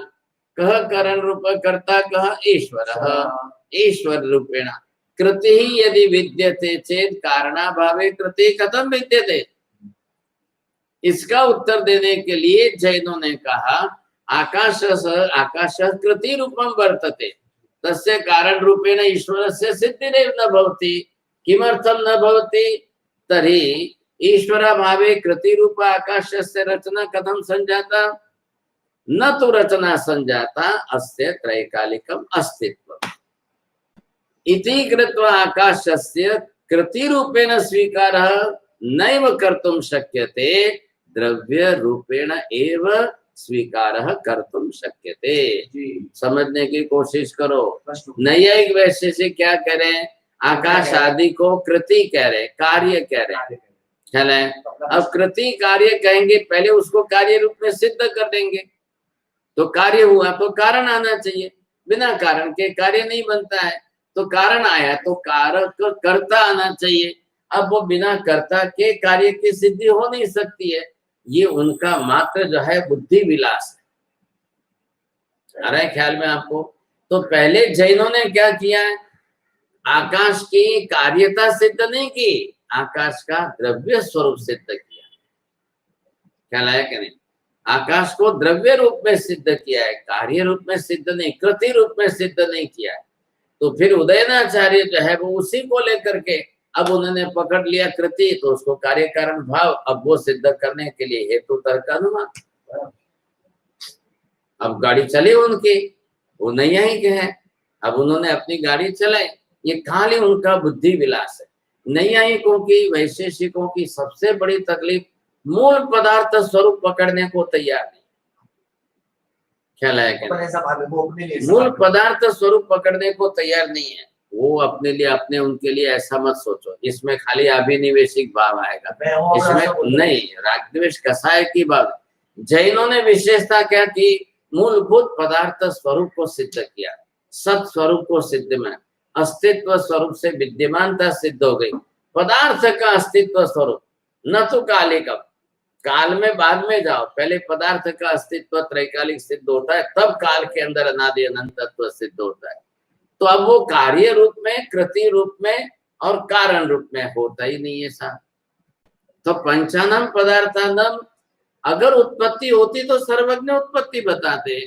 अब आकाश की उत्पत्ति के लिए उसको कार्य बनाने जाए, कृति रूप में बनाने जाए, तो आधार रूप कारण क्या लाएंगे? उन्होंने तो क्या कि मृत्तिका तक घटस्य प्रादुर्भाव। अब मृत्तिका घट, घट से माटी से घड़ो बने છે, तो હવે એના માટે તમારે કાર્ય કારણ ભાવ બેસાડો બસાડો ના क्या, ये तो मात्र पर्याय परिवर्तन, तो ये चलेगा, लेकिन आप पूरी सृष्टि को कार्य रूप में सिद्ध नहीं कर सकते हैं। तो कृति रूप में आप पूरी सृष्टि को सिद्ध करने जाओ तो ईश्वर को कारण रूप में वो बैठा है। उन्होंने अपने सम्यक दर्शन का सबसे बड़ा आधार ये बता दिया, न तो केवलम ईश्वरम मन्यते परम ईश्वरम कर्ता रूपेण मन्यते चेत सम्यक दर्शनम। उनकी निष्ठा ये है। जैनों ने क्या कहा है, ये अगर आप मानो तो परम मिथ्यात्व, ऐसा मानो ईश्वर को कारण रूप में बताकर कृति को कार्य रूप में मान करके कर्ता कार्य कारण भाव बैठा करके करोगे तो सर्वथा मिथ्यात्व। तो क्या बैठाएंगे? सत स्वरूप में पदार्थों का अस्तित्व बैठाओ और दो द्रव्यों के संयोजन से पर्याय की उत्पत्ति में बैठाओ, तो ये व्यवस्था बैठ रही है। हमने दो ग्रुप क्यों किए? अनुत्पन्न विनाशी किए और सोत्पन्न सविनाशी किए। तो जो पर्याय बनी है, पुद्गल ने जो पर्याय, जीव ने जो पुद्गल पर्याय को धारण किया है वो भी ध्यान रखना, नहीं तो खाली पुद्गल पुद्गल मत पकड़ना इस ग्रुप के अंदर। चाहे सोत्पन्न सविनाशी के अंदर खाली पुद्गल द्रव्य मत बोलना, पुद्गल द्रव्य भी अनादि अनुत्पन्न नहीं है। तो ये तो पर्याय के हिसाब से, पर्याय के हिसाब से किसकी? दो द्रव्यों के संयोग वियोग की पर्याय में उत्पाद व्यय के कारण ये सिद्ध, द्रव्य सिद्ध करने के लिए अनुत्पन्न विनाशी, और हाँ वो भी पुद्गल द्रव्य भी अपने मूल स्वरूप में तो अनुत्पन्न अविनाशी, स्वरूप में अविनाशी। हाँ बिल्कुल है, पर्याय बदलती रहेगी, पर्याय का परिवर्तन होता ही रहेगा। पर्याय परिवर्तन होने के अंदर पर्याय कब बनेगी? उत्पाद व्यय की प्रक्रिया से। उत्पाद व्यय किसमें हुआ है? दो द्रव्यों के संयोग में उत्पाद व्यय हुआ, क्या रहेगा नहीं? अब आकाश के संयोग में उत्पाद व्यय आकाश में क्यों नहीं हो रहा है? तो आकाश में परकृत पर्याय का उत्पाद व्यय हो रहा है, धर्मास्तिकाय में परकृत पर्याय का उत्पाद व्यय हो रहा है, अधर्मास्तिकाय में परकृत पर्याय का। पर इति के जीव पुद्गल परमाणु की गति आगति स्थिति होगी तो वहां द्रव्य स्वरूप है। इधर क्या है? जीव धर्म, जीव और पुद्गल दो द्रव्य को पहले अलग सिद्ध करो, उससे अलग, किससे? आकाश से अलग। क्यों? ये कर्ता कार्य कारण भाव वाले, वो जो है बिल्कुल कर्ता कार्य कारण भाव वाले नहीं, निष्क्रिय। आकाश धर्मास्तिका, धर्मास्तिका निष्क्रिय द्रव्य, उनको चलाकर उनको खुद कुछ करना नहीं, बस बात इतनी सी, उनको होके कुछ नहीं करना है, और यहाँ सब कुछ जीव को करना है। तो जैन दर्शन में कर्ता रूप में जीव को सिद्ध किया, लेकिन जीव को कर्ता सिद्ध करते हुए भी सृष्टि कर्ता नास्ति। अब किसको कर्ता रूप में सिद्ध किया है? पुद्गल शरीर को सिद्ध करना है। तो पुद्गल शरीर को सिद्ध करने में अनंत जीव है, तो अनंत ही जीव सब अनंत पुद्गल पर्याय को बनाएंगे। तो अनंत जीव और अनंत पुद्गल की पर्याय वाले को सामूहिक संज्ञा सृष्टि के रूप में दी जाती है। अब उनको न्यायिक वैशेषिकी को इसमें भी आपत्ति आएगी। क्या आपत्ति आएगी? अनंत जीव ही नहीं मानना है, वहां उनको तकलीफ है। अगर अनंत जीव मान ले और कर्ता जीव में सिद्ध भाव हो जाए तो अनंत ईश्वरापत्ति आएगी। एक ईश्वर कर्ता के रूप में है तो अनंत सिद्ध हो जाएंगे। तो जैन दर्शन तो कह रहे हैं कि अनंत जीव है और संसार में जीव बिना शरीर के रह ही नहीं सकता है। और शरीर बनाने के लिए पुद्गल अनिवार्य साधन द्रव्य है, तो बिना पुद्गल को ग्रहण किए शरीर बन ही नहीं सकता है। तो एक एक जीव, प्रत्येक जीव जो भी संसार में रहेगा उन सबको अपनी तरफ से शरीर बनाना ही पड़ेगा, और शरीर बनाएगा तो वही करता है। तो पुद्गल परमाणु को लेकर के पिंड बनाकर उसमें रहे, स्व शरीर से करता जीव है। अनंतानां जीवानां अस्तित्वं वर्तते, अनंतानां पुद्गल पदार्थानां अस्तित्वं वर्तते, अनंत जीव द्रव्य अनंतम पुद्गल ग्रहीत्वा शरीर निर्मिति ग्रह। तो सबका सामूहिक करता नहीं है, सबका स्वतंत्र करता है, अनंत करता। तो क्या ईश्वर की आपत्ति अनंत करता रूप में? तो हम कहते हैं अनंत करता सिद्ध होने पर भी ईश्वर अनंत नहीं है। अब ये जब तक आप स्पष्ट नहीं करोगे, पहले समझ लो, सम्यक दर्शन का आधार सम्यक ज्ञान, सम्यक ज्ञान का आधार तत्व ज्ञान पर, तत्व ज्ञान का आधार पदार्थ ज्ञान पर। अब इसमें कहाँ गड़बड़ी हुई तो पूरी गड़बड़ हुई, जस्ट लाइक द मैथमेटिक्स। आ गया कार्य कारण भाव, आधार आधे भाव से। अब ये व्यवस्था बैठानी है आपको, ये व्यवस्था बैठ गई। अब आपको ये पदार्थ व्यवस्था को सबसे केंद्र में लो, नंबर 1। और पदार्थ व्यवस्था, पदार्थ स्वरूप आया। अब नंबर 2 इस पर आया पदार्थ व्यवस्था, ये पदार्थ स्वरूप। अब इसके आधार पर तत्व व्यवस्था। अब ये तत्व ज्ञान से आपका सम्यक ज्ञान, अब इससे जाकर के आपका सम्यक दर्शन। तो ये एक दूसरे के कार्य कारिणी भाव है। अब आप इसमें से जब तक ये प्रक्रिया पूरी नहीं कर रहे हो, वहां तक सम्यक दर्शन तक नहीं पहुंचे। तो इसका मतलब, अब इसका आधार किसके ऊपर आया? एक एक से एक एक आप देखो, अब आपको पता चलेगा। तो यहाँ पर ये जो है, ये आ गई पदार्थ व्यवस्था, त्रिपदी जन्य व्यवस्था। तो इसमें आपकी त्रिपदी बन रही है, और त्रिपदी बनने से इस व्यवस्था को क्लियर किया जा रहा है। तो यहाँ पर क्या था, इसके अंदर द्रव्य गुण पर्याय के रूप में है, और इसके अंदर उत्पाद व्यय और द्रव्य स्वरूप में आया। अब ये कहने के लिए त्रिपदी जरूरी आ रहा है समझ में? उत्पाद व्यय द्रव्य ये भगवान नहीं कर रहे हैं। उत्पाद व्यय द्रव्य तो पदार्थों में हो रहा है, पदार्थों के अंदर व्यवस्था है, संयोग वियोग से हो रहा है। भगवान क्या करने जाते हैं? कोई जरूरी नहीं है। तो भगवान तो जो है ये स्वरूप देख रहे हैं, अब उसको त्रिपदी के अंदर व्यवस्था में समझा रहे हैं। तो ये बताने के लिए सर्वांगीण स्वरूप पूरा समझाने के लिए स्याद्वाद, और आंशिक स्वरूप समझाने के लिए नयवाद। अब ये सारा स्वरूप जो है ये भाषा पद्धति, अब इसका ज्ञान होना चाहिए कि नहीं? इधर देखो किसका, अब त्रिपदी का ज्ञान, और फिर इस भाषा से पदार्थों के स्वरूप का वर्णन। तत्व ज्ञान और सम्यक ज्ञान में हाँ, अब ये ज्ञान तो ये आपके तत्व ज्ञान में आया। दो ये पूरा विषय जो है, अब यहाँ से ये पूरा विषय लो। अब ये पूरा विषय ये हो गया तत्व ज्ञान। अब इसके साथ तो ये पूरा विषय जो है ये इसमें आएगा। अब इसमें से जाकर के आपका सम्यक ज्ञान बनेगा। कैसे करना? हाँ, ये पदार्थ स्वरूप, पदार्थ व्यवस्था, ये सब तत्व ज्ञान में आया। सम्यक ज्ञान में, और तत्व सम्यक ज्ञान में ये भी आया, त्रिपदी भी आया, सब आया, दोनों एक ही है भाई। तत्व ज्ञान में से पाया बन। सम्यक ज्ञान में दूसरा भी तो बहुत ज्ञान है ना, द्रव्य क्षेत्र काल भाव आदि का, नए निक्षेप आदि का, सब उसमें है। लेकिन ये सब मिलाकर के सम्यक ज्ञान बना। तो सम्यक ज्ञान में दूसरा कुछ भी ज्ञान हो आपको, लेकिन तत्व ज्ञान पाया में होना जरूरी है। अब तत्व ज्ञान जब पाया में पूरा आपको व्यवस्थित है, अब इसका देखो सम्यक ज्ञान, तत्व ज्ञान, ये आपके पदार्थ स्थिर बुद्धि में हो। पहले कार्य कारण भाव समझो। पदार्थों में बुद्धि की स्थिरता कि बुद्धि में पदार्थों की स्थिरता?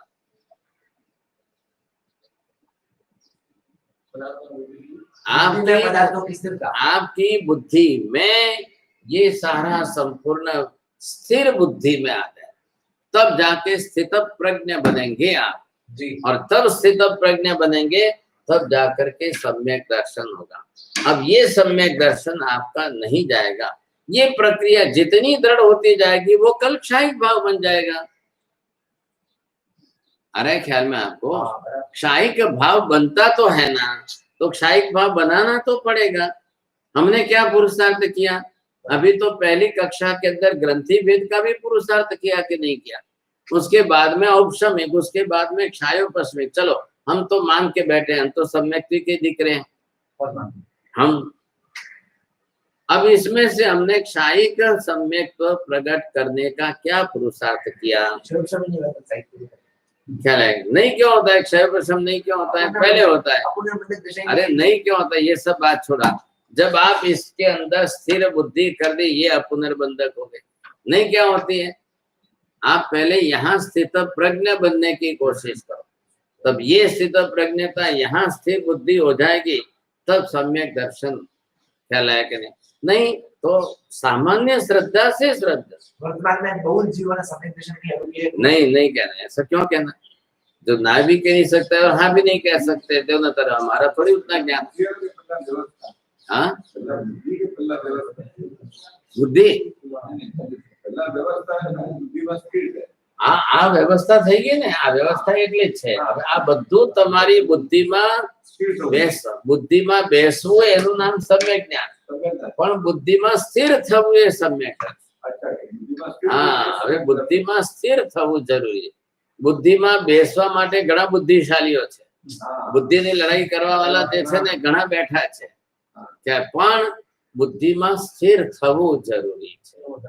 अब हलन चलन हो गई, आजे आवीने काले गयो, आजे आवीने काले गयो, ऐसा नहीं होना चाहिए। आज आपने पढ़ा और 10 साल बाद जब मिलेंगे तब वो सब वापिस जो है वाइप ऑफ हो जाए, ऐसा नहीं होना चाहिए। वो स्थित प्रज्ञ, अब स्थिर बुद्धि होनी चाहिए। क्या लगे? इदम इत्थम एव। अब ये स्थिर बुद्धि की आई बात। अब कल इसमें से आप विचलित हो गए, कल विचलित हो गए, कल वापस नहीं एक दर्शन पढ़ने जाओगे, कल वैशेषिक दर्शन पढ़ने जाओ, कल दुनिया के और किसी धर्म के कोई भी बात पढ़ो, सीखो। हम कुछ भी पढ़ सकते हैं। सम्यक दृष्टि जो ऐसा स्थित प्रज्ञ स्थिर बुद्धि वाला है, वो दुनिया का कोई भी शास्त्र पढ़े, उसके लिए कोई मिथ्यात्व का दोष लगने वाला नहीं। आप स्वयं जब तक अपने स्व सिद्धांत में स्थित प्रज्ञ नहीं हो, वहां तक आपको धक्का लगने का चांस है। जो कच्चे पोचे होते हैं उनके लिए थोड़ी सी चिंता है, कच्चे पोचे के लिए कि भी हाँ साहब उनको धक्का लग सकता है। लेकिन अब हम किसका दृष्टांत लेंगे? नहीं हेमचंद्राचार्य गया था तो हमें कहना चाहिए। अरे हेमचंद्राचार्य गया था, अगर वो महादेव के सामने जाकर स्तुति करते हैं तो हमें करिए में शू खोटू है। अब उनके साथ में आप अपनी तुलना कर रहे हो, क्या पॉसिबिलिटी है? आप उनका दृष्टांत लोग वो व्यवहार नए वाले लेंगे, वो कार्य कारण भाव नहीं देखेंगे, वो हेमचंद्राचार्य की स्थित प्रज्ञता स्थिर बुद्धि को वो जब उसकी गणना गणित ही नहीं करते। अब उनके नाम से खाली तुलना कर लेने मात्र से तो नहीं होता है। क्या लेके नहीं, वो गए तो हम जाए, कालिकाचार्य ने ऐसा किया तो हम करने जाए। अब कालिकाचार्य के संयोग जो है उनके, अब उस समय उनको वैसा निर्णय लेना पड़ा, तो वो स्थित प्रज्ञ थे। क्या है, इतने स्थिर बुद्धि वाले थे कि अब उसके अंदर कुछ भी हलन चलन संभव नहीं। क्या है, तो ये कक्षा लानी पड़ती है ना। आखिर श्रेणिक राजा भी किस परिस्थितियों में कैसे कारणों में, अब एक साधक वो जीव अपने सम्यक दर्शन को क्षायिक बना सकता है। अब वो उस काल के अंदर, और सब विपरीत संयोग है, सब विपरीत संयोग, एक भी कोई नियमबद्ध सानुकूल संयोग नहीं है। अब वो सब दृष्टांत उनके लेने गए। एमने श्रेणिक महाराजा क्या नौकाशी करी थी, श्रेणिक महाराजा क्या सामायिक करी थी, श्रेणिक महाराजा क्या करे, तो अरे हर बात में आप श्रेणिक राजा का दृष्टांत लेते हो, लेकिन श्रेणिक ने जितनी सम्यक दर्शन की श्रद्धा दृढ़ बनाई, श्रेणिक ने जो समर्पण भाव से वो तो दिखाओ। और वैसे करके उन्होंने तीर्थंकर नाम कर्म उपार्जन किया, असंभव में संभव बना करके दिखाया। ये उनकी सबसे बड़ी विशेषता है। तो ये लक्ष्य में लो, इसको केंद्रीभूत करो। उसने नहीं किया था तो हम भी नहीं करें, उन्होंने नहीं किया तो किसी की भी अपनी आदत से बताने कोई नबड़ी बात पकड़वानी अपनी आदत पहली। हम भी राग द्वेष वाले ही हैं। हाँ, तो हम भी राग द्वेष वाले ही नहीं, बस तो ये पहले आप समझो अंदर से आपको स्थित प्रज्ञ बनना ही पड़ेगा। आज भी सम्यक दर्शन नहीं है ऐसी बात नहीं करेंगे। अब आप क्यों नहीं कर सकते हो? ज्ञान बनाया, अब सम्यक ज्ञान हो गया तो भेद ज्ञान करो, क्योंकि भेद पदार्थों का भेद है, इसलिए आपको भेद ज्ञान करना है। पदार्थ ही स्वतंत्र है, आत्मा आकाश से भिन्न है, आत्मा पुद्गल से भिन्न है, आत्मा पुद्गल रूप द्रव्य नहीं है। तो नहीं है तो पदार्थ स्वरूप ही वैसा है, तो आपको वैसा मानने में, देखने में, जानने में तकलीफ कहाँ है? पदार्थ सभी अस्तित्व स्वतंत्र अस्तित्व है, इसलिए पांचों का अस्थि कायात्मक स्वरूप आपने स्पष्ट किया। अब इसमें भेद कहां से करेंगे आप?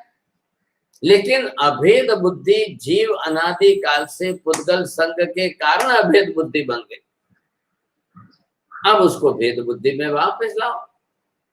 जब हमारे ये संसार की परिस्थिति है कि जीव जो है वो अनादिकाल से पुद्गल संग में है, तो जाकर सोत्पन्न सविनाशित्व होता है, वो उसी के कारण सिद्ध हो रहा है। तो जीव ने पुद्गल को ग्रहण किया है, पुद्गल को धारण किया है, तो पुद्गल को धारण करना उसके लिए अनिवार्यता है। नहीं तो बिना पुद्गल का शरीर बनाए जीव संसार में रह ही नहीं सकता है। पहली अवस्था ही है, निगोद में है तब से वो सशरीरी है। अब उसको समझ में आना चाहिए, मैं अशरीरी हूँ, स्वतंत्र आत्मा द्रव्य हूँ, मैं स्वतंत्र आत्मा द्रव्य हूँ, ये उसकी बुद्धि में स्पष्ट आ जाए, हो गया भेद ज्ञान। अब उस भेद ज्ञान को भी स्थिर बुद्धि में लाओ। तो भेद ज्ञान करने के लिए द्रव्यानुयोग पहले कारणीभूत निमित्त। द्रव्यानुयोग के अंदर पदार्थों का बिल्कुल विश्लेषण करो, स्वतंत्र अस्तित्व सिद्ध करो, और फिर उसको बैठाओ और वैसी स्थिर बुद्धि बनाओ। आप पदार्थ को बना नहीं रहे हो, पदार्थों की व्यवस्था आप नहीं कर रहे हो। पदार्थ स्वरूप द्रव्य गुण पर्यायात्मक है, पदार्थ की व्यवस्था उत्पाद में द्रव्यात्मक है। भाषा पद्धति कहने के लिए स्याद्वाद नए बात की है। तो ये दोनों स्वरूप जो जैसा है वैसी बुद्धि बनाओ, आपकी बुद्धि, आपका ज्ञान वैसा बनाओ। पदार्थ बोध से हमारा ज्ञान विरुद्ध नहीं होना चाहिए, पदार्थ स्वरूप से विपरीत हमारा ज्ञान बोध होना नहीं चाहिए। यथा पदार्थ स्वरूपम तद्वत् एव अस्माकं ज्ञान दर्शनमपि स्पष्टं भवतु। आपका आधार किस पर है? केवली पर है। हम सीधे डायरेक्ट तो पदार्थ को नहीं देख रहे, नहीं जान रहे। पदार्थ तो अरूपी भी है, रूपी भी है, और हम तो इंद्रिय ज्ञान वाले। इंद्रिय ज्ञान से अरूपी पदार्थ को कैसे आप देखोगे? अरूपी पदार्थ इंद्रिय गोचर ही नहीं है। इंद्रिय गोचरत्वा भावे पदार्थस्य अस्तित्व भावः साध्यतुं नैव शक्यते। क्या कहा? इंद्रिय गोचर भावे पदार्थस्य, आप उपयोग नहीं रखते हो, आप दूसरे विचारों में चले। इंद्रिय गोचरत्वा भावे पदार्थस्य अस्तित्व भावः नैव साध्यतुं शक्यते। इंद्रिय का विषय में बनता, इससे हम ऐसा निर्णय नहीं कर सकते कि वो पदार्थ नहीं है। बस इंद्रिय गोचर न हो, इसके कारण पदार्थ के अस्तित्व का अभाव सिद्ध नहीं होता है। अरूपित्वात्, अरूपित्वात् इंद्रिय गोचरत्वं नैव संभवति। आप द्रव्यानुयोग सीख रहे हो, लेकिन द्रव्यानुयोग को न्याय की भाषा पद्धति से सीख रहे हो। आप दो बात अलग है। न्याय पद्धति में कार्य कारण भाव बैठाना है, न्याय पद्धति के अंदर कारणात् कार्य सिद्धि, वहां पर बरोबर जो है ये हेतु ध्यान में रख करके बैठा।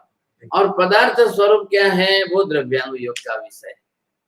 तो द्रव्यानुयोग का विषय होने से उसमें भी जो है सूक्ष्मता आएगी, और भाषा के अंदर कार्य कारण भाव बैठा करके। अब हमारी रोज की आदत क्या है? बिना कार्य कारण भाव का विचार किए बोल देना। हमारी ये आदत, हमारी व्यवहार की आदत, रोज के व्यवहार की आदत में किसकी जरूरत पड़ती है? तो वहां पर हमको क्या फर्क पड़ता है? एक बार मुंह से निकल गया, आप बोलो तो बदल भी देंगे। हमारे मुंह से एक बार निकल गया, हमने तो बोल दिया, कोई नहीं, ठीक है, आपको नहीं, हाँ सही हो, हालो। अब ये हमने तो हम एक सेकंड में बदलने के लिए भी तैयार नहीं है, व्यवहार में चलता नहीं है, क्योंकि दोनों ही सरीखे हैं, बोलने सुनने वाले दोनों एक सरीखे हैं।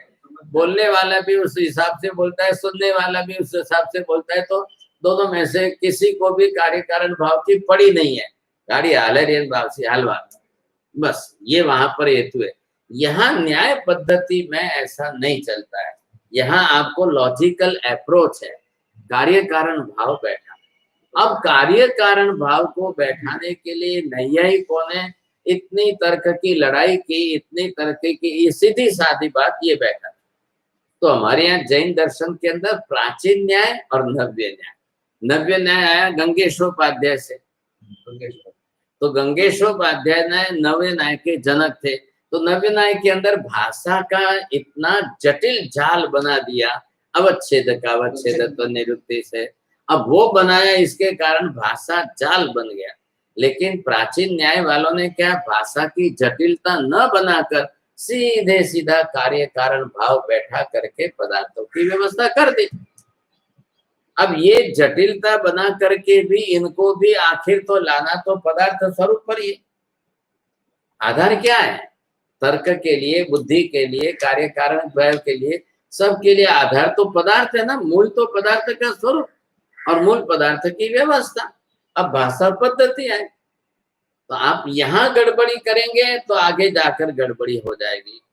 गए यहाँ मतलब कि इसमें पदार्थ स्वरूप में आप इधर उधर नहीं करेंगे। हमने दो चार्ट बना दिया आज, अनादि अनुत्पन्न या सोत्पन्न सविनाशी, ये अनुत्पन्न अविनाशी है, वो सोत्पन्न सविनाशी। अब ये आपने दोनों को स्पष्ट कर दिया। अब दो में से क्या सिद्ध हो गया? पांचों पदार्थ अनुत्पन्न अविनाशी सिद्ध हो गए और जीव द्रव्य की पर्याय का संयोग वियोग जो है सोत्पन्न सविनाशी सिद्ध हो गया। वो भी पदार्थ का अभाव। आपने क्या बोला? पूर्व के जो पांच पदार्थ है वो तो अनुत्पन्न अविनाशी सिद्ध हो गए। हाँ, जीव द्रव्य के पर्याय जो है, जीव द्रव्य पुद्गल के साथ अपनी जो पर्याय बनाए वो सोत्पन्न सविनाशी सिद्ध, दो द्रव्य के पर्याय, बस। तो वो तीन में तो होते नहीं है, वो तो निष्क्रिय है, वो आधारभूत है। आप जाकर के अवगाहना जगह लो तो वो तैयार बैठे, आके लो भाई हमारा क्या है, पदार्थ नित्य है इसलिए वो निश्चिंत है। आकाश भी क्या बोलता है, मेरा भी अस्तित्व तो त्रिकाल नित्य है। तो जीव अनंत बार आए और अवगाहना ले, पुद्गल अनंत बार आए और अवगाहना ले, तो मेरा क्या बिगड़ने वाला ख्याल है? ये विचार आप अपनी आत्मा में लाओ। मैं अनंत बार नरक में जाऊं तो भी मेरा क्या बिगड़ने वाला है? ये भाव आकाशवत आत्मा को भी, तो क्या आत्मा को जड़ करना है? क्या जड़ करना नहीं है, आप जड़ के गुण धर्म जो है उस हिसाब से अपना भी स्वरूप तो चिंतन करो। धर्म सादृश्यत्वा गुण भिन्नत्वा विशेष गुण से भेदत्वा धर्म सादृश्यत्वा। अरे हमारे से आकाश कितना अच्छा है, कितना अच्छा है ये सोचने, आत्मा भी तो आकाश के जैसा है। अनंत बार जीव के, अनंत बार पुद्गल परमाणु के अवगाहन से आकाश के द्रव्य के अस्तित्व का अभाव सिद्ध नहीं होता है। हो गई बात पूरी। आत्मा के अखंड असंख्य प्रदेशों के कारण अनंत बार नरक में छेदन भेदन हो तो भी आत्मा के अस्तित्व का अभाव कभी होता ही नहीं है। द्रव्य रूपेण ध्रुवत्वात् आत्मनः अस्तित्वम अनादि अनंत रूपेण। ये 12-12-24 ने 24 दर्शन खोले हो क्या? आपको चित्र स्पष्ट 12-24 तीर्थन करके उसके भी वो 24 हो गए, उसके भी दृष्टांत लोगे और फिर वापस उनके भी सीधे उल्टे आप जितने होते उतने कल लिख के लाना, क्या लाएगा? अब ये आप पहले बैठा हो, इसको समझाए, તમે જેટલું હોમવર્ક કરશો એટલે તમારી બુદ્ધિનો વિકાસ થશે। ज्ञान की स्थिरता होनी है मारा साहेब। आप आकर पढ़ के चले गए ऐसा नहीं, आपके ये सिर पर नहीं पड़ना चाहिए कल के बाद इसी धक्का खाना, ये नहीं होना चाहिए दिमाग में। ख्याल है कि नहीं? आप जब इतनी मेहनत कर रहे हो, ये काई का कष्ट है, लेकिन कायिक कष्ट उठाए बिना तो ज्ञान प्राप्त नहीं होता। तो जितना आप करे तो ये इसकी निरर्थकता तो सिद्ध नहीं होगी ना, नहीं होगी। क्या लेंगे, तो ये इसकी सार्थकता सिद्ध होगी कार्य कारण भाव में कि हमारा समय निरर्थक व्यर्थ नहीं गया है। समय नहीं गया तो श्रम भी निरर्थक नहीं गया है, बहुत बड़ी उपलब्धि हुई है। और इससे ज्यादा बड़ी उपलब्धि और क्या हो सकती है? अगर इतना स्वरूप सारा स्पष्ट हो जाए चले तो इतने इससे, अब ये सब हमारा सब पुस्तक में नहीं है, चले ये सब यहाँ एक एक पंक्ति में नहीं है, हम यहाँ का आधार लेकर के पदार्थों को स्पष्ट करते हैं। अब इधर भी क्या है, इन्होंने भी, उपाध्याय जी भी न्यायिक थे, न्यायवादी, मतलब न्यायिक का मतलब वो भी न्याय तर्क के बड़े खां थे, विद्वान थे। एक बात जब लिखेंगे तो फटाक से पहले न्यायिक का विरोध करेंगे। 12.5 बरस तक काशी में रहे सब, चले वहां कोई इन्होंने ऐसे ही टाइम नहीं बिताया। 12.5 बरस तक काशी में रहे और वहां के उदयनाचार्य से लेकर के एक एक ग्रंथ का एक एक पंक्ति इन्होंने स्पष्ट किया। इनकी बुद्धि और इनकी विशाल और व्यापक स्पष्ट बन गई कि हर एक न्यायिक के शब्दों का उत्तर देने को तैयार, और ये दिया इन्होंने, ये किया इन्होंने, ख्याल है कि नहीं। न्याय खंडन खंड खाद्य ग्रंथ की रचना की इन्होंने, तो खाली है क्या, महावीर स्वामी का स्तवन गाया है। मूल श्लोक में मात्र उपाध्याय जी महाराज मंदिर में बैठे भगवान के सामने और भगवान का स्तवन गाया, लेकिन वो स्तवन उन्होंने सहज स्फूर्णा के साथ बोलते हुए गाया। नया बनाते गए गाते गए। तब सब शिष्यों ने पूछा, बाबू जी मौन तो समझ में नहीं आ रही, हमको समझ में नहीं आया। तो जब उसका लेखन कराया वो हो गया समय 32 गाथा के स्तवन के 1200 पेज हो गए, और वो इतना कठिन ग्रंथ हो गया न्याय खंडन खंड खाद्य। आज वो ऐसा ग्रंथ बन गया है कि उसको जो है हमारे बड़े बड़े धुरंधर को स्पर्श करने को तैयार नहीं, बस वो ज्ञान पहुंचम रे वासिक प्रबंध सिवाय बाकी राखे इस पर ख्याल है कि नहीं। बस मन था इस तो मैं अनुमाती इस बात को ख्याल है। अब मेरी बुद्धि इतनी नहीं है बादशाह, समझा है कि नहीं, ऐसी बात। तो ये ऐसा, तो अब देखो, अब ऐसे महापुरुष उन्होंने रचना तो की है, तो पूरे 13वीं शताब्दी से लेकर के 700 बरस तक जिन न्यायिकों ने इतना सर्जन किया, उपाध्याय जी ने अकेले ने इस ग्रंथ से सबका जो है उत्तर दे दिया, सबको जो है दिया। और इतने मतलब इसमें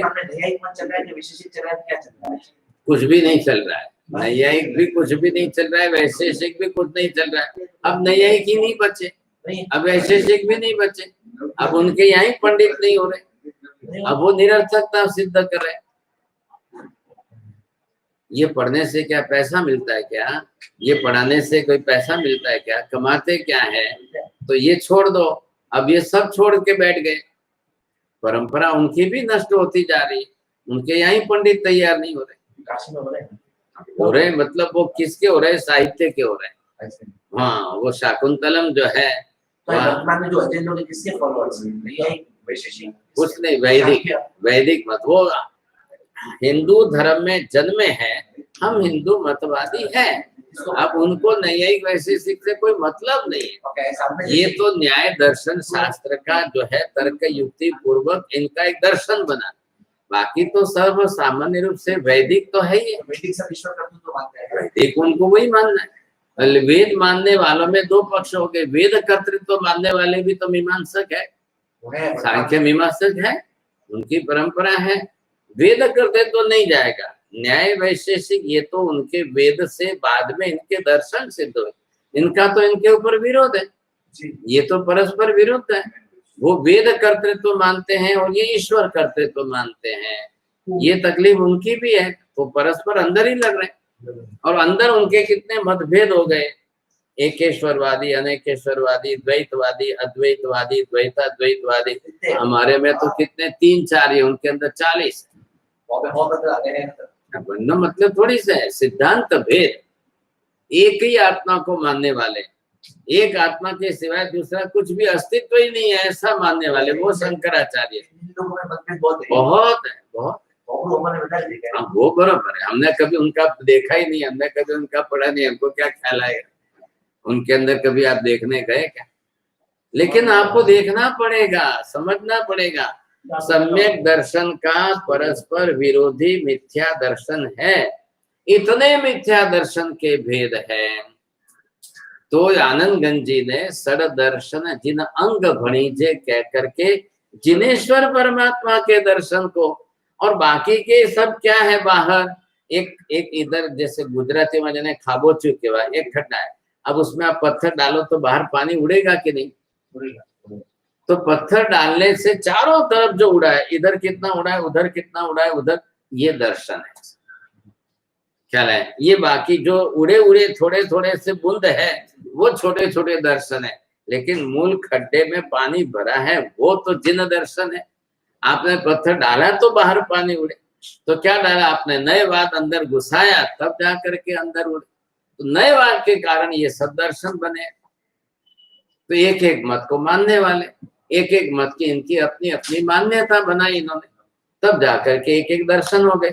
अब अभिनिवेशिक भाव उनमें नहीं आया होता और वो आगे निकल करके नएवाद से स्यादवाद में आ जाते, स्यादवाद से वो त्रिपदी समझते, त्रिपदी से पदार्थ की व्यवस्था समझते, ये समझ करके पदार्थ स्वरूप स्पष्ट कर देते, तो वो मिथ्या दर्शन ही नहीं रहता जी, वो मिथ्या दर्शन ही नहीं रहता। लेकिन मिथ्या तो कभी अनंतानुबंधी कसाय के बिना रहता नहीं, अनंतानुबंधी कसाय कभी मिथ्यात्व के बिना रहता नहीं। तो नएवाद में तो पूर्व ग्रह आएगा ही आएगा, पकड़ आएगी, अभिनिवेशिक भाव आएगा ही आएगा, और जीव बिना कसाय का तो है नहीं। एक सामान्य छोटी सी बात में हम अपनी पकड़ को रखकर कसाय के अंदर इतनी मजबूत करते हैं, तो ये तो अनंतानुबंधी के साथ मिथ्यात्व को पकड़ के बैठे, तो वो तो कैसे बदलेगा? इतने जल्दी वो बदलने को तैयार नहीं है। बस एक प्रश्न है, आप जो क्यों है कि वो ईश्वर નો पे करता तरीके पे नहीं होता, तो आप बार-बार हम जी एक एक वाक्य में बोलो बराबर, लेकिन 99.99 प्रभु की कृपा, बरोबर 1% ऑफ कुशा। हाँ तो बरोबर है ना, थोड़ी है प्रभु की कृपा, कृपा को आप कर्ता भाव में क्यों जोड़ रहे हो? सहज कृपा है कि नहीं? अब सूर्य उदय हुआ तो प्रकाश की किरणें फैली और प्रकाश के अंदर बन रहे हैं ना, तो आप उसमें कहाँ लाए? क्यों नहीं है? आप पहले ये देखो, आत्मा, अरे आत्मा का गुण व्यापक है कि नहीं? आत्मा का गुण व्यापक है, एक एक गुण की व्यापकता है, तो भगवान के अंदर करुणा व्यापक रूप में क्यों नहीं मानने को तैयार हो आप? क्या तकलीफ है? तो कृपा करो, कृपा क्या है, करुणा क्या है? अब बिना कर्ता भाव के वो प्रकट हो रही है ना, करने से थोड़ी प्रकट हो रही है, बिना क्रिया के भी कर्ता सद्गुण में प्रकट हो रही है। सूर्य क्या करता है? लेकिन सूर्य का प्रकाश फैलने पर उसकी क्रिया से सब कुछ हो रहा है कि नहीं हो रहा है? बराबर, बिल्कुल बराबर। आप वहां पर कर्ता क्रिया ये कारण मत मानो, ईश्वर का कर्तापन जैसे माना है वो सृष्टि में कर्तापन माना है, आप समझे कि नहीं? यहाँ जैन है भगवान के गुणों से कर्ता भाव, मतलब गुणों की व्यापकता, उन्होंने बाहर के ईश्वर ने ईश्वर मान करके उसको पर द्रव्य में कर्ता भाव लाया, वो मिथ्या बन रहा है। यहाँ तो बरोबर बनेगा, परमात्मा की करुणा, परमात्मा की कृपा ये तो प्रकट है। तो आपको लोगस में क्या बोला है? तीर्थयरा में पश्यन्तु, दिन्तु, दिशन्तु, ये तीन धातु का प्रयोग किया है लोगस में जी। अब तीनों धातु का अर्थ क्या बैठाओगे आप? निकालो, कोष में से निकाल के अर्थ निकाल के लेके आना जी।